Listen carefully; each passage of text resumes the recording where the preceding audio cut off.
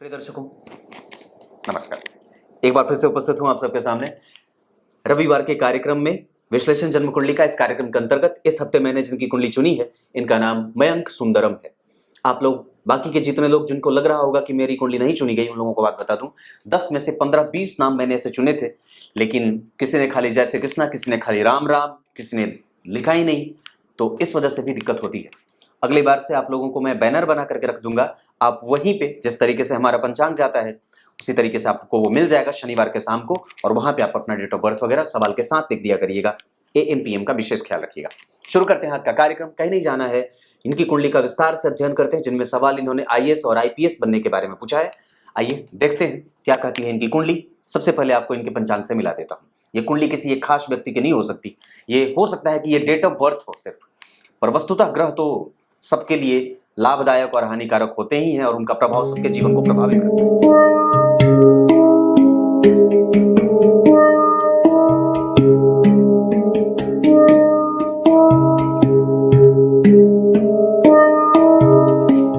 सबसे पहले अगर इनकी पंचांग को देखते हैं तो 1997 इनका डेट ऑफ बर्थ है, मुजफ्फरपुर बिहार, और पौष माह में ये जन्मे हैं, जिसके कारण व्यक्ति जो होता है वो बहुत ही गुह्यतम और गुह्य से गुह्य विषय को समझने वाला होता है, गूढ़ और रहस्यमयी चीजों के पीछे दिमाग लगाने वाला होता है। आप बहुत अच्छे तरीके से सूत्र को समझने का प्रयास करिएगा। मैं इसमें कुछ अच्छी चीजें भी बता सकता हूं, जैसे कि बताता आया। उत्तरायण में जन्मे होने से आमतौर पर मेरे जितने भी दर्शक हैं उनको ये बात पता है, उत्तरायण में सूर्य बढ़िया हो जाते हैं, मतलब बलवान हो जाते हैं, चंद्रमा थोड़े कमजोर, दक्षिणायन में चंद्रमा थोड़े बली हो जाते हैं ज्यादा, बाकी के 3 शुभ ग्रह जैसे शुक्र, बुध और गुरु ये लाभदायक हो जाते हैं। उत्तरायण में जन्मे होने से व्यक्ति का प्रभाव जहां अच्छा होता है, वहीं उसका आत्मबल बड़े ही उत्कृष्ट और आकर्षित करने वाला होता है। उत्तरायण में जन्मे होने से जब व्यक्ति की कुंडली में और व्यक्ति के जीवन में शुभ ग्रह का प्रभाव बढ़ने के कारण शुभता बढ़ जाती है, शुभ लक्षणों का प्रभाव बढ़ जाता है, और उत्तरायण में जन्मे होने से बाकी के जितने शुभ भाव हैं उनका भी प्रभाव असरकारक हो जाता है। शिशिर ऋतु में जन्मे होने से आपको चीजें मिलती हैं, पर देर से मिलती हैं। ऐसा इस वजह से क्योंकि शिशिर ऋतु के स्वामी जो होते हैं वो शनिदेव होते हैं, तो चीजें देर से मिलना एक सामान्य सी प्रक्रिया हो जाती है। शुक्ल पक्ष के चतुर्दशी के चंद्रमा शुभग्रह होंगे, नौकरी मिलने के चांसेस कई गुना नहीं, कई 100 गुना बढ़ जाएंगे। इस वजह से कभी भी आपको नौकरी छोड़ने का, नौकरी के लिए किए गए प्रयास को छोड़ने की आवश्यकता नहीं है। आप लगातार लगे रहिए, और निस्संदेह ये स्थिति बनी है कि आपकी कुंडली में नौकरी के 100% से भी ज्यादा जो है वो प्रभाव दिख रहा है। मैं इनके पिता और माता को कहूंगा कि आप लोग इन पे भरोसा रखिए, क्योंकि चंद्रमा, आप इन पे भरोसा रखें ना रखें, पर मैं इस कुंडली पे भरोसा जरूर कर सकता हूं, क्योंकि वस्तुतः शुक्ल पक्ष के चतुर्दशी के चंद्रमा नौकरी में पदस्थ अधिकारी बनाने की क्षमता जातक के अंदर पैदा कर देते हैं। क्लियर है? आगे बढ़ता हूं। मंगलवार के जन्मे होने से व्यक्ति प्रशासनिक सेवाओं में जाता है। आर्द्रा नक्षत्र में जन्मे होने से दिमाग में कंफ्यूजन भी कई बार बनी रहे, या चीजें जो व्यक्ति पाना चाहता है उसको लेकर के कई बार जो है वो प्रायः जो है वो उसमें बहुत सारे थॉट बनते हैं, ये होगा नहीं होगा, कुछ और भी पकड़ लूं या कुछ और भी रख लूं, ऐसी चीजें होती हैं। तो ये दिमाग में बात ना आए, इस बात का विशेष ख्याल रखना होगा। वैधृति योग, गर्भकरण, ये दोनों चीजें सामान्यतः 50% आपके पक्ष में रहेंगी, पर गर्भकरण का प्रभाव थोड़ा बहुत कमजोर हो सकता है। हालांकि लाभदायक उसका अलग रहेगा कि व्यक्ति का प्रभाव क्षेत्र कभी भी कमजोर नहीं होता है, लेकिन एक लेवल पे आने के बाद व्यक्ति समाज के लिए बहुत ही ज्यादा योगदान देने वाला हो जाता है। शूद्र वर्ण और मनुष्य गण के होने के कारण व्यक्ति भविष्य को देखने की क्षमता उसके अंदर होती है, पर वो बहुत ज्यादा नहीं होती। मनुष्य गण के होने के कारण ईर्ष्या, द्वेष, छल, कपट, मोह, मात्सर्य, मद, प्रभाव, क्रोध, कामुकता, ये सब होते हैं। लेकिन आपको अभी भी अपने अंदर मनुष्यत्व के गुण से ज्यादा दैवत्व के गुण को विकसित करने की आवश्यकता है, और मैं समझता हूं कि इसमें ये मंगलवार का जो प्रभाव है इसको थोड़ा आप कम कर सकते हैं, जैसे उग्रता, व्यग्रता, फाइनल परिणाम जो है वो जल्दी मिल जाए, ये जो चीज है इसको आप थोड़े से कमजोर कर सकते हैं, तो बिल्कुल कर लीजिए। और मैं समझता हूं कि खुद के ऊपर अगर काम करना है तो आपको सबसे ज्यादा इस बात पे काम करना है कि मेरी व्यग्रता कैसे शांत होगी, मैं कितना अपने आप को बैलेंस रख पाता हूं, विपरीत परिस्थिति से कैसे जूझने की ताकत मुझे मेरे अंदर कहां से विकसित होगी, इस चीज को विकसित करने की आवश्यकता है। अब आइए मैं आपको इनकी कुंडली के पंचांग से मिलाने के बाद कुंडली पे लेके आता हूं। पंचांग में सबसे अच्छी बात इनकी क्या हो सकती है? सबसे अच्छी बात है चंद्रमा शुभग्रह बन रहे हैं और वो बलशाली बन रहे हैं। वो पूर्णतया व्यक्ति की कुंडली में हमेशा ही अच्छे परिणाम देते देखे जाएंगे। साथ ही साथ व्यक्ति का जन्म उत्तरायण में हुआ है, ये बहुत अच्छी बात होगी। आर्द्रा नक्षत्र ये व्यक्ति को बहुमुखी, बहुआयामी और कई बार इतने ज्यादा गुणों को रखने वाला बना देगा कि व्यक्ति कई बार कंफ्यूज हो जाए कि मुझे कौन से गुण को ज्यादा आगे रखना है। तो ये बात आपको बहुत अच्छे तरीके से समझने की आवश्यकता होगी कि ऐसे कौन से गुण हैं जो आपको आगे रखना है और किस गुण को छिपा करके रखना है। ऐसे कौन से प्रभाव हैं जो आपको विकसित करने की आवश्यकता है और किसको आप हाइड कर सकते हैं। क्लियर है? काम इस पे करना है। कुंडली दिखाने का मतलब यही होता है कि वस्तुतः आप क्या दिखाना है और किस चीज पे काम करने की आवश्यकता है। मिथुन लग्न की कुंडली जो मूलतः यहाँ की कुंडली बनती है, 3 नंबर यहाँ लिखा होता है काल पुरुष की कुंडली में। यहाँ के अधिपति बुध देखिए, इसे देख रहे हैं, शुक्र जैसे शुभ ग्रह के साथ जो कि जन्म कुंडली के पंचम है, यानी कि लग्न और पंचम इन दोनों का संयोग एक साथ होता है और लग्न पे दोनों असर करते हैं, यानी कि व्यक्ति का परिणाम जो यहाँ से प्राप्त होता है। ध्यान से देखिएगा मेरी तरफ, मैं जल्दी जल्दी नहीं बोल रहा।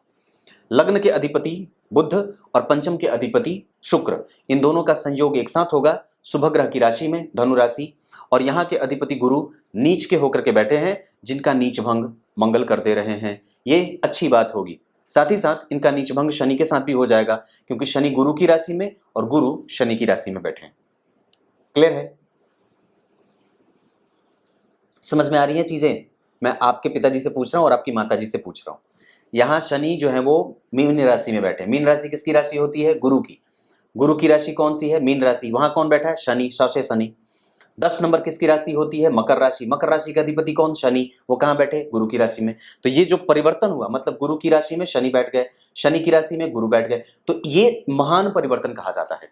पर वस्तुतः वो विलंब के साथ परिणाम देंगे, मतलब आपको अपने बेटे को वक्त देना चाहिए और निसंदेह वो सफल होने के कगार पे जा सकता है।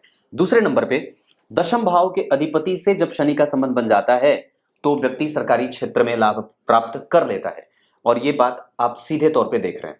एक जो निगेटिव बात यही मैं कह देता हूं, शायद आगे भूल जाऊं, तो सूर्य का यहां बैठना थोड़ा कमजोर करेगा, जो जातक को कई बार हाथ में आई हुई नौकरी को छुड़वाने के लिए मजबूर कर देता है।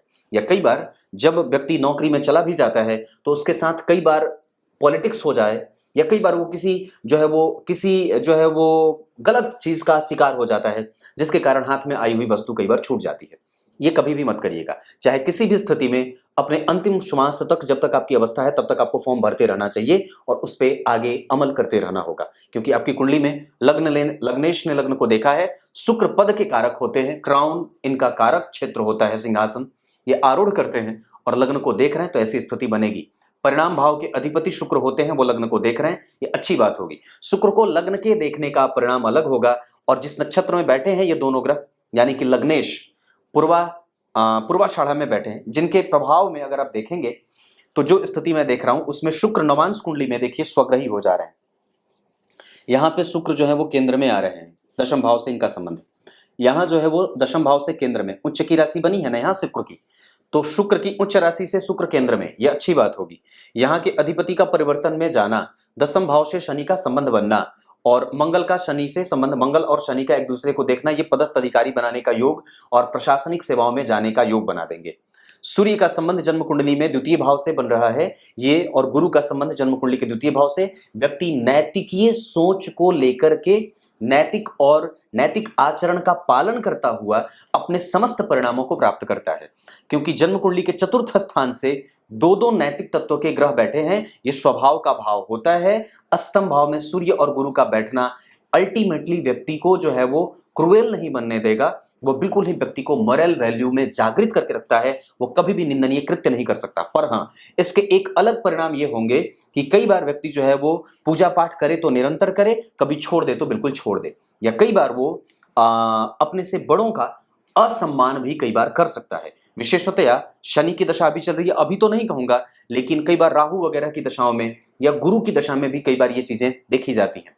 हालांकि आपकी कुंडली में गुरु और सूर्य अष्टम भाव में बैठे हैं तो व्यक्ति समाज के लिए सामाजिक क्षेत्रों में उल्लास के साथ और बिल्कुल ही साहस के साथ काम करते देखा जाता है।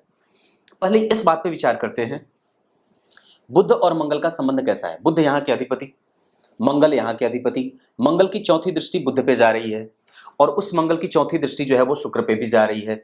पंचम भाव के अधिपति को या पंचम भाव से मंगल का संबंध बन जाता है तो संतान से तो दूरी बनती है, यश कीर्ति मान सम्मान आदि तो मिलती है, पर थोड़े विलंब से मिलती है या थोड़े मेहनत के बाद मिलती है। पर हाँ, इसका एक अलग लाभ ये हो जाएगा कि मंगल जो है वो जन्म कुंडली के अष्टम भाव के अधिपति और बुध चतुर्थ भाव के अधिपति, ये जब देखेंगे तो व्यक्ति के अंदर क्रिएटिविटी दे देते हैं। जहां व्यक्ति की लेखन क्षमता, जहां व्यक्ति के जो है वो एक्सप्लेनेशन की जो कैपेसिटी होती है, जहां व्यक्ति को कोई भी चीज किस तरीके से देखना है, समाज को देखने का नजरिया, सॉल्यूशन कैसे निकालना है, एकदम बिल्कुल जहां पे सारी चीजें चक्का जाम हो जाती हैं, वहां पे व्यक्ति को कुछ नया सूझ जाता है। ये क्रिएटिविटी, ये प्रभाव और ये किस तरीके से किस समस्या को सुलझाना है, ये भाव मंगल देते रहेंगे। और क्योंकि जन्म कुंडली में उसने लग्नेश को देखा है, ऐसी स्थिति में कि मंगल और बुध का जब संबंध बनेगा तो व्यक्ति के पास कला क्षेत्र में महारत हासिल हो जाती है, उसके सुंदर अक्षर होते हैं, उसकी लिखावट बड़ी सुंदर होती है, एक्सप्लेनेशन की क्षमता बड़ी अच्छी होती है, उसको डील करना, किस तरीके से किसी चीज को सुलटाना है, सुलझाना है, समस्या को कैसे दूर करना है, इस चीज पे उसकी फोकस बड़ी अच्छी होती है। और वो इस क्षेत्र में, मतलब एक बात यहां से ये साबित हो जाएगी कि व्यक्ति जो है वो कभी भी इंटरव्यू वाले सेशन में अपने आप को कमजोर नहीं समझ सकता है, या फिर वो नहीं हो सकता। हाँ, वहां पे आपके जैसे होता है, जैसे इंटरव्यू वाले सेशन में आपको देखा जाता है कि व्यक्ति के चातुर्यता की स्थिति कैसी है, वो किसी भी चीज को कैसे डील करेगा, उसके परसेप्शन कैसे हैं किसी भी चीज को लेकर के, थॉट कैसे हैं, वो किसी भी चीज को कैसे देख रहा है, उसमें आधुनिकता कितनी है, वो किसी चीज को कैसे जो है वो समझता है, उसके दृष्टिकोण कैसे हैं। इंटरव्यू में तो यही तो होता है। पर वहां पे ये बात भी देखनी होती है कि वस्तुतः आपके अंदर उत्तर देने की कला कैसी है, आप उत्तर कैसे दे रहे हो। प्रवेश द्वार में संपन्न जैसे घुसने के साथ ही आपके तरीके कैसे थे, और जाने तक का दौर और वो जो यात्रा, घुसने से लेकर के बाहर निकलने तक जो कक्ष है, वहां तक की यात्रा कैसी रही। बिल्कुल छोटे लेवल पे व्यक्ति की पहुंच बड़ी अच्छी होती है। इस वजह से व्यक्ति अगर अपने पेपर में प्री और मेंस पे काम कर लेता है तो इंटरव्यू के लिए इनकी स्थिति बड़ी अच्छी हो जाएगी। सिर्फ आपको थोड़े बहुत अपने जीवन को अनुशासनात्मक बना करके रखने की आवश्यकता है। लेकिन यहां पे मैं प्री और मेंस के निकलने की संभावनाएं ज्यादा देख रहा हूं, और उसी के साथ, उसके साथ ही इंटरव्यू में तो बिल्कुल भी व्यक्ति को कभी भी नुकसान होने की स्थिति नहीं है। आप वहां पे फाइनल कर जाएंगे, फाइनलाइज हो जाएंगे, क्योंकि यहाँ पे गुरु भले नीच के हुए हैं लेकिन उनका नीचभंग होगा। राहु उनको देखेंगे, जो कि मित्र की दृष्टि से देखेंगे, तो ये एक अच्छी बात होगी। दूसरे नंबर पे जब शनि और मंगल का संबंध दशम भाव से बन जाएगा तो व्यक्ति जो है वो बिल्कुल प्रैक्टिकल विचारधारा के साथ समस्याओं को समझने वाला, एनालिसिस करता हो जाता है, क्रिटिक्स भी होता है और डीप थॉट क्रिएट करता है। किसी भी चीज को कई सारे एंगल से देखने का नजरिया उसके पास विकसित होती है, क्या कमजोरी है और बहुत ही सूक्ष्म अन्वेषण करने वाला होता है। ये बहुत अच्छी बात होगी, क्योंकि आपकी कुंडली में लग्न को बुध देख रहे हैं, तो आपको सबसे ज्यादा इस चीज से ही लाभ होते देख रहा हूं कि व्यक्ति इस चीज पे काम अच्छे तरीके से कर सकता है। जहां आपकी कुंडली में अगर लग्नेश लग्न को देखेंगे, द्वितीय भाव के अधिपति चंद्रमा जो है वो जन्म कुंडली में लग्न में विराज रहे हैं, तो वहां वाणी का प्रभाव बहुत अच्छा रहे, स्पष्ट बोलने की कला, स्पष्टता से अपनी बात रखने में व्यक्ति आगे है, अपने विचारों को सही तरीके से सामने वाले को रिप्रेजेंट कर सकता है। इसका मतलब है कि व्यक्ति स्किल से आगे है, स्किल डेवलपमेंट उसका बहुत अच्छा हुआ है, उसके जो मन में उत्तर बनते हैं वो बहुत अच्छे तरीके से वो रख सकता है। मतलब उसमें कोई कंफ्यूजन वाली बात नहीं है, क्योंकि मंगल ने बुध को देखा है तो सारी क्लैरिटी बिल्कुल कंफ्यूजन से परे हो जाती है।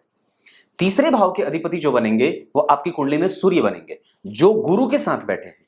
इसका मतलब है कि व्यक्ति के पास एक चीज जो कमजोर हो सकती है वो ये हो सकती है कि व्यक्ति कई बार वो अपने पूर्वजों पे, कई बार वो अपने गुरुओं से, कई बार वो अपने बड़े जो लोग हैं उनसे उसको कई बार सहयोग नहीं मिलता। इस कारण से कई बार व्यक्ति को बहुत ज्यादा मेहनत करने की आवश्यकता हो जाती है। मतलब हो सकता है कि हो आपकी कुंडली में जो 100 अंक के पाने के लिए आपको 120 मेहनत करने की आवश्यकता पड़ जाती है। और उसके पीछे का कारण यह भी हो सकता है क्योंकि 12वें भाव के भी अधिपति जन्म कुंडली में शुक्र होते हैं, जो लग्न को देख रहे हैं, और गुरु की दृष्टि जो है वो विदेश भाव पे जाकर के व्यर्थ हो रही है। गुरु की दृष्टि हालांकि नुकसान नहीं करे, लेकिन फिर भी वो बहुत अच्छे नहीं देख रहे। गुरु की दृष्टि यहां के लिए तो अच्छी होगी, यहां के लिए थोड़ी सामान्य हो जाती है। मतलब मंगल जो आपकी कुंडली के लिए लाभ भाव के अधिपति हैं, वो चतुर्थ में आकर के महाभाग्यशाली योग बनाएंगे। शनि को देखेंगे तो व्यक्ति में नेचुरली एक ऐसा गुण दे देंगे जो व्यक्ति बहुत ही आकस्मिक समय में आकर के कैसे किस चीज को किस तरीके से सॉर्ट आउट करना है, ये बहुत अच्छा होता है। मतलब आप समस्या को तुरंत ही एग्जैक्टली उसके नेचर को पकड़ते हैं और उसको रगड़ करके उसका समाधान तुरंत निकाल देते हैं। आपके पास किसी भी चीज को देखने का समझने का नजरिया बिल्कुल ही अलग है। आप इस चीज पे काम कर सकते हैं क्योंकि आपकी कुंडली का कम्युनिकेशन बहुत अच्छा है। आपकी कुंडली का जो विचार करने का जो दायरा है वो बहुत बड़ा है और बृहद है। आप इस चीज पे काम करिए। लिखने की क्षमता अच्छी है, एक्सप्लेनेशन पावर अच्छी है, आप अंक पाने के लिए मेहनत कर सकते हैं और वो आपको करनी होगी। चतुर्थ स्थान के अधिपति का लग्न को देखना, लग्नेश का लग्न को देखना, इस कुंडली के लिए बुध अच्छे होते हैं। गुरु मारक ग्रह के भी, मारक भाव के भी अधिपति होते हैं और वो अष्टम में जाकर के त्रिक भाव के अधिपति के साथ सप्तमेश का बैठना। दाम्पत्य तो ठीक रहे, पर हाँ इतनी बात जरूर कहूं कि पत्नी नैतिकवादी, नैतिकीय तत्वों से युक्त और आप ही के कार्यक्षेत्र से युक्त या आप ही के कार्यक्षेत्र से प्रभावित होती हुई देखी जा रही है, या वो भी पद वाली हो, ऐसा भी संभव है। और उनका जो मोरल वैल्यू होगा वो बहुत ही जागृत होगा। दर्शन उनके अलग होंगे, देखने के, समझने के और विचार करने के तरीके अलग होंगे। ये खुद आप भी एक बेहतरीन व्यक्तित्व के तौर पर अपने आप को समाज में स्थापित करेंगे और निस्संदेह ये बात कही जा सकती है कि व्यक्ति जितना ज्यादा हो सके, क्योंकि शुभ ग्रह की राशि बनी है, शुभ ग्रह की राशि नहीं बनी पर सम संख्या की राशि बनी है। सूर्य और गुरु जैसे नैतिक तत्वों के ग्रह यहां बैठे हैं। सप्तम भाव के अधिपति का अष्टम में जाना, दशम भाव के अधिपति का अष्टम में जाना, ये बात इस बात की तरफ इशारा कर रही है कि व्यक्ति को अपने पूर्वजों का, अपने से बड़ों का, अपने गुरुजनों का आदर करना ही होगा। कभी भी आप ये नहीं कह सकते कि मेरे पास ज्ञान ज्यादा है तो मुझे अंक मिल ही जाएंगे। कई बार आपके पास ज्ञान ज्यादा है पर कई बार वो नहीं मिलता। इस वजह से आपको भाग्य के भरोसे नहीं रहना चाहिए, पर हाँ भाग्य को बल देना होगा। इस कारण से आपको कई बार किसी मंदिर का दर्शन अवश्य कर लेना चाहिए और प्रत्येक दिन इसको अपने जीवन में शामिल करने की आवश्यकता है। माथा पटक के जो भी बात हो सके उसको आराम से, माथा पटकना नहीं, फोड़ना नहीं है, मतलब झुका करके प्रणाम कर दिया। पंचम भाव के अधिपति का लग्न को देखना, प्रसिद्धि मिलेगी, यश, कीर्ति, मान, सम्मान, शिक्षा, अनुभव, जो आपने मेहनत करा है उस क्षेत्र में सफलता, ये चीजें आपके जीवन में देखने को मिलेंगी। और बुध जैसे ग्रह के साथ बैठने के कारण, चूंकि बुध जो है वो पंचम भाव के अधिपति नहीं है, पर बुध लग्नेश होकर के शुक्र के साथ बैठे हैं। अब ये जो बात होगी वो व्यक्ति को सबसे पहले तो यहाँ पे एक, अगर हम इनको मन को पढ़ना चाहें तो ये बहुत अच्छी बात देखने में आएगी कि व्यक्ति समाज के लिए कुछ करना चाहता है और वो दरअसल समाज सेवी बनना चाहता है। वो कुछ देना चाहता है अपने, चाहे पद के बल पे हो या धन के बल पर हो या कोई जो है वो सत्ता के शीर्ष पर जाकर के वहां से जाकर के समाज को कुछ देना चाहता है। ये जो कृतज्ञता है और ये जो देश प्रेम की भावना है, देश के लिए कुछ करना, समाज के लिए कुछ करना, उसकी सेवा करना, ये इसी के कारण आ रही है। क्योंकि लग्न के अधिपति बुध और पंचम के अधिपति शुक्र ये स्वभाव में ही आ रहे हैं और इनका आपके व्यक्तित्व पे गहरा असर भी पड़ेगा। नुकसान हो जाए या न मिले तो व्यक्ति को गहरा आघात भी लगता है, ये बात भी दिख रही है। पर कुंडली में योग बने क्योंकि छठे स्थान के अधिपति चतुर्थ में बैठे हैं, ये बहुत अच्छा होता है। और मैंने कार्यक्रम में ये अलग से एक कार्यक्रम बनाया हुआ था जिसमें ये बात कही थी कि चतुर्थ स्थान के अधिपति का संबंध छठे भाव से बन जाता है तो सरकारी नौकरी के प्रबलतम योग बन जाते हैं। नवम भाव के अधिपति का जन्म कुंडली में दशम में बैठना और परिवर्तन योग बनाना, ये अच्छी बात होगी। लग्नेश का लग्न को देखना, ये अच्छी बात होगी। धन भाव के अधिपति का शुभग्रह होकर के चंद्रमा का दशा लग्न में बैठना, ये अच्छी बात होगी। इतनी सारी चीजें। इसके अतिरिक्त चंद्रमा आर्द्रा के ठीक ठाक है, लग्न जो बना है वो 29 डिग्री का बना है, इसको थोड़ा समझने की आवश्यकता है। इसको और भी ज्यादा बलवान किया जा सकता है। इसका मतलब है कि आपको गणेश जी के मंत्रों का जप करना चाहिए या अगर हो सके तो बृहस्पति के मंत्रों का जप करना चाहिए। मैं आपको वो मंत्र भिजवा दूंगा, आप उस मंत्र का अगर जप कर लेंगे तो निसंदेह लाभ होगा। पर कई बार मैं मन लगा करके कार्यक्रम देखता हूं, बनाता हूं, पर लोग देखते भी नहीं है। तो सुंदरम जी, अगर आप ये कार्यक्रम देख लेंगे तो मुझे जरूर संपर्क करके मुझे ये सूचित कर दीजिएगा कि आपने ये कार्यक्रम देख लिया है। छठे भाव के अधिपति और एकादशवें भाव के अधिपति मंगल का चतुर्थ में जाना महाभाग्यशाली और महाधनी योग बनाएगा। जैसे मैं कई तरीके से आप लोगों के लिए अगर बताऊं तो अगर आपकी कुंडली में भी एकादशवें भाव के अधिपति का संबंध जन्म कुंडली में चतुर्थ से बनता हो, छठे भाव के अधिपति का संबंध चतुर्थ से बनता हो, तो इसे अच्छा कहा जाएगा और इसे बेहतर परिणाम में रखने की बात हो जाएगी। मतलब आप इसे कमजोर नहीं कह सकते और नहीं इसे किसी भी तरीके से कमजोरी मिलेगी। ये अलग बात है कि व्यक्ति को सरकार से, व्यक्ति को शासन व्यवस्था से जोड़ करके देखना चाहिए और इसे लाभ की स्थिति में ही व्यक्ति को चीजें मिल जाती हैं। मैं यहाँ पे एक बात और भी जोड़ना चाहूं कि आप जब इस चीज को अलग तरीके से देखेंगे तो धन, धान्य, संपत्ति, लाभ, सुख, संसाधन, इन सब चीजों का लाभ व्यक्ति को मिल जाता है इस मंगल के कारण। पर एक इसका ड्रॉबैक जो होगा वो ये होगा कि मेंटल जो पीस है वो व्यक्ति की गड़बड़ हो सकती है। लेकिन उसमें अगर जो शांति मिल रही है, जो कंसंट्रेशन आपका बन रहा है, वो सिर्फ इसलिए क्योंकि चंद्रमा लग्न में बैठे। अगर उसमें निगेटिविटी आ रही है तो वो सिर्फ इसलिए आ रही है, घर में कोई कलह का वातावरण मच रहा होगा या दाम्पत्य में अगर कोई कमजोरी कल को देखने को मिलेगी तो वो इसके कारण हो सकता है। क्योंकि मंगल और राहु का प्रभाव कई बार आपके दुश्मनों के लिए आपको ताकत तो दे, परिस्थितियों से लड़ने की क्षमता और उसको देखने का नजरिया तो दे, लेकिन कई बार उसमें कमजोरी भी देखने को मिल जाती है। मतलब आपको वो कई बार अपने आप में उद्विग्न बना देते हैं, विचार बहुत ज्यादा बनने लगते हैं, चिंताएं बहुत ज्यादा बढ़ने लगती हैं और कई बार वो चीज आपको लालची बना देती है। अब इसमें और भी इतनी सारी चीजें मैंने बताई, अब इसको और भी ज्यादा क्लियर करते हैं दशमांश कुंडली को देख करके। देखिए, दशमांश कुंडली में लग्न के अधिपति बनते हैं गुरु, मीन राशि। इसको इन्होंने देखा है, यहां पे दोनों एक साथ बैठे हैं, ये बहुत अच्छी बात होगी, इसे कम ना समझिएगा। यहां गुरु और सूर्य का एक साथ बैठना, लग्न कुंडली में थोड़े कमजोर जरूर बन रहे हैं, पर नवांश कुंडली के बाद दशमांश कुंडली में और भी ज्यादा क्लियर हो जा रहे हैं। इसके बाद शनि का स्वग्रही होना और चंद्रमा का अष्टम भाव में बैठना, जिसके अधिपति जो शुक्र हैं वो केंद्र में आ रहे हैं। अष्टम भाव के अधिपति का चतुर्थ में जाना व्यक्ति को कई बार मशक्कत थोड़ी करवा सकते हैं, पर हाँ एक बात तो जरूर क्लियर होकर आ रही है कि व्यक्ति अपने कर्म से सुख भोगेगा, जिसके लिए भी वो प्रयास करे, या कल अगर भविष्य में अगर कोई ऐसी बात हो कि वो अपने काम से कितना सुखी है, जो मेंटल पीस है उसका, वो अपने कर्म को लेकर के कितना शांत है, तो वो है। क्योंकि शुभ ग्रह की राशि बनी है, ये द्वितीय भाव में बैठे हैं, अच्छे भाव में बैठे हैं, खराब नहीं है, और इस पे किसी भी तरीके से चंद्रमा की दृष्टि जा रही है, जो कि इस कुंडली के लिए वस्तुतः पंचमेश है। तो यहां पे एक बात कि पंचम भाव के अधिपति का अष्टम में जाना, यहां पे पंचम भाव के अधिपति का लग्न को देखना, यहां पे पंचम भाव के अधिपति का मतलब आपकी कुंडली में 5 में से 3 से 4 अंक आपकी कुंडली के मेहनत के परिणाम को हाँ में दिखाते दिख रहे हैं। 5 में से 4 अंक आपकी कुंडली में मेहनत का परिणाम हाँ की तरफ जा रहा है, 1% परिणाम आपका ना की तरफ जा सकता है। उसका कारण गुरु का यहां बैठना, चंद्रमा का यहां जाना, और यहां पे भी तो अच्छी बात है ना, यहां पे भी तो, यहां पे ये गड़बड़ी हो सकती है, लेकिन फिर भी यहां पे भाग्य भाव के अधिपति होकर के बैठे हैं तो खराब नहीं है।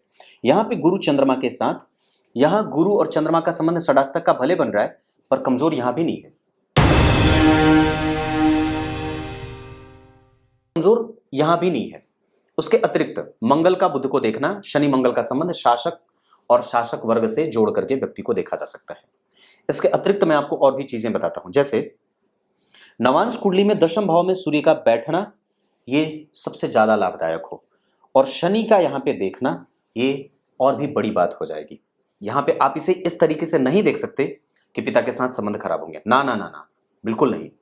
दशम भाव के अधिपति का अष्टम में बैठना परिवर्तन करेगा, आप अलग नेचर है, वो आपके पर्सनल मैटर की बात मैं नहीं करूंगा, पर आपके जो सवाल हैं उसके लिए ये ग्रह जो यहां देखे तो ये अच्छी बात होगी। दशाओं के क्रम में शनि की दशा, गुरु की दशा, शुक्र की दशा और साथ ही साथ चंद्रमा की दशा आपके लिए लाभदायक होंगी। दूसरे नंबर पे आपकी कुंडली में ग्रह में मंगल, ग्रह में शनि, ग्रह में शुक्र और बुध आपके लिए लाभदायक होंगे। इसके अतिरिक्त आपकी कुंडली में कमजोर हो सकते हैं सूर्य, स्वास्थ्य से संबंधित समस्याओं में गुरु को देखा जा रहा है, पेट से संबंधित, स्वास्थ्य से संबंधित समस्या जैसे बुखार हो जाए, नजला हो जाए, सिर दर्द की समस्या हो जाए, आधे सिर दर्द की समस्या हो जाए, नेत्र की समस्या हो जाए, अभी शनि की दशा चल रही है तो आलस्य बढ़ जाए, इस समय आपको लाजवर्त पहनना चाहिए 2040 तक। और उसके अतिरिक्त आपकी कुंडली में दाम्पत्य वाला क्षेत्र कभी भी परेशान नहीं करेगा, क्योंकि शुक्र और चंद्रमा एक दूसरे से केंद्र में है, पत्नी आपके प्रति संवेदनशील होंगी। एक बात बताऊं, एक बात बताता हूं, छोटी सी कहानी है। एक कागज का कपोत बना करके कबूतर माता कैकेयी ने राम, लक्ष्मण और भरत शत्रुघ्न के वो बचपन काल में वृक्ष पे डाल दिया था, रख दिया था और बोला था कि भेदो, लक्ष्य भेदो। जब भरत की बारी आई तो भरत ने कहा कि मैं अपने लक्ष्य का भेदन नहीं कर सकता। क्यों नहीं कर सकता? सामान्यतया बता रहा हूं, क्यों नहीं कर सकता? माता ने पूछी, कैकेयी ने पूछा। तो फिर वो बोलते हैं कि इसलिए नहीं कर सकता क्योंकि मैं अपने लक्ष्य को किसी का शिकार नहीं बनाना चाहता। मतलब मेरी वाण से कोई मरना नहीं चाहिए। मतलब यहाँ पे उनका एक पक्ष ये दिखता है कि वो बहुत ज़्यादा भावुक थे। और आप जरा रामायण उठा करके पढ़िए या देखिए तो राजा भरत को हर जगह से भावुक ही बताया गया है। पर जब वही उस कागज के कबूतर को, जो कि पता नहीं था किसी को, न तो राम जानते थे न तो भरत जानते थे, पर जब उसी कागज के कबूतर को जो माता कैकेयी ने रखा था, उस पर राम जी को जब बताया गया था कि आप बाण चला दो, तो राम ने बिना संकोच के बाण चला दिया था। और उसके बाद वहां पे ये बात आती है कि भरत जो थे वो भावुक थे, पर राजा राम ज्ञान संपन्न थे, संवेदनशील थे। राजा को संवेदनशील होना चाहिए, भावुक नहीं। राजा संवेदनशील होगा, भावुक नहीं हो सकता।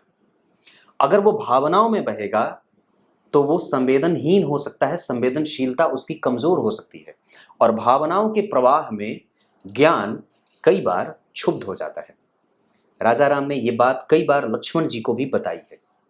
भावनाओं का आवेग जब आता है तो व्यक्ति के ज्ञान को और उसके प्रभाव को कमजोर कर देता है। इस वजह से ही राजा भरत ने कभी भी अपने आप को राजा कह के नहीं बुलाया था और ना वो राजसिक सिंहासन पे बैठे थे। कारण ये था क्योंकि वो जानते थे कि उनकी कमजोरी सबसे ज्यादा है कि वो भावुक है, और जब कभी भी कठोर निर्णय लेने की बारी आएगी तो वो परेशान हो जाएंगे।